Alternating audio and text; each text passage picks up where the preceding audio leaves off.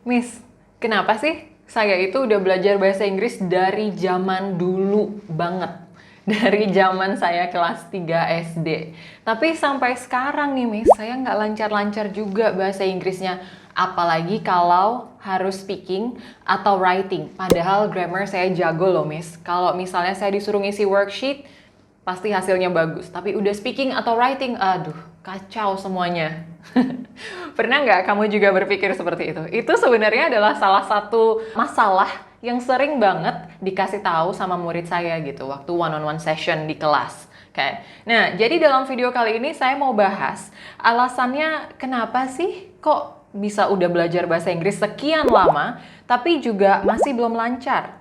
Nah, selain itu saya juga mau kasih tips nih, semoga bisa bermanfaat buat kamu ya. Tipsnya adalah bagaimana caranya kita bisa belajar bahasa Inggris dengan cepat. Jadi, at least lebih cepat daripada sekian tahun yang udah kamu lalui untuk bisa belajar bahasa Inggris tapi belum lancar juga. Okay? So, with me Reni from English Fit, stick with me until the end of this video. Let's begin now. The first point, alasannya kenapa sih kok kita rasanya sudah belajar bahasa Inggris dari lama, tapi nggak bisa-bisa juga kalau untuk speaking atau writing? Sayangnya, kadang proses belajar kita bisa jadi kurang efektif. Oke. Alasan yang pertama adalah bisa jadi kita selama ini menggunakan passive learning curriculum. Di Indonesia, atau bisa jadi juga di negara lain yang saya tidak tahu, ya karena saya sekolahnya di Indonesia. Jadi di Indonesia itu kurikulum yang kita gunakan adalah berfokus pada worksheets dan pada examination. While there's nothing wrong with it, tidak ada yang salah dengan itu. Hanya saja dalam sebuah kegiatan belajar mengajar, seringkali lalu guru-guru mungkin terbatas ruang geraknya untuk menciptakan kelas yang super kreatif karena mereka diberi target, harus memenuhi kurikulum ini, harus memenuhi program ini dalam waktu sekian lama misalnya. Jadi bisa saja waktu untuk berlatih speaking menjadi kurang. Atau seringkali juga yang saya alami sendiri, ketika mau berlatih speaking itu ada skripnya, scripted ya. Jadi murid mungkin tidak terbiasa untuk mengelaborate gitu ya, elaborate their ability to build their own sentences, to build their own dialogue gitu ya. Jadi mungkin tidak terbiasa dengan itu. Alasan berikutnya juga adalah lack of motivation. Apa maksudnya lack of motivation? Again, seringkali yang kita temukan dalam surrounding kita ya, dalam lingkungan kita adalah kalau kita mau belajar bahasa Inggris, diketawain gitu ya. Kadang-kadang kalau membuat kesalahan, gaya banget sih pakai bahasa Inggris, gaya banget sih ngomongnya sok-sok Inggris banget. Seringkali itu yang bisa membuat kita merasa tidak termotivasi untuk menggunakan bahasa Inggris dalam percakapan sehari-hari. Nah, masalah yang lain yang juga bisa menjadi alasan kenapa lama banget nih belajar bahasa Inggrisnya, itu adalah repeated mistakes. Sayangnya, saya tidak bilang semua guru seperti itu, tapi beberapa guru bisa jadi mereka tidak memiliki waktu untuk kemudian explore English, the way we speak in daily conversation.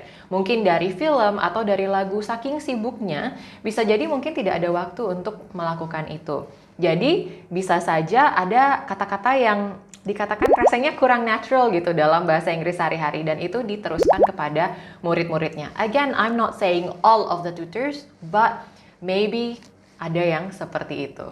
Okay? Unfortunately. But you're not without help. You're not without solution. Jadi saya juga mau bagikan nih beberapa hal yang bisa kamu lakukan kalau misalnya kamu mau bisa belajar bahasa Inggris dengan lebih cepat. Okay? Yang pertama, understand the purpose of learning English. Know that English is a communication tools. Ya, in English Fit we understand that core value.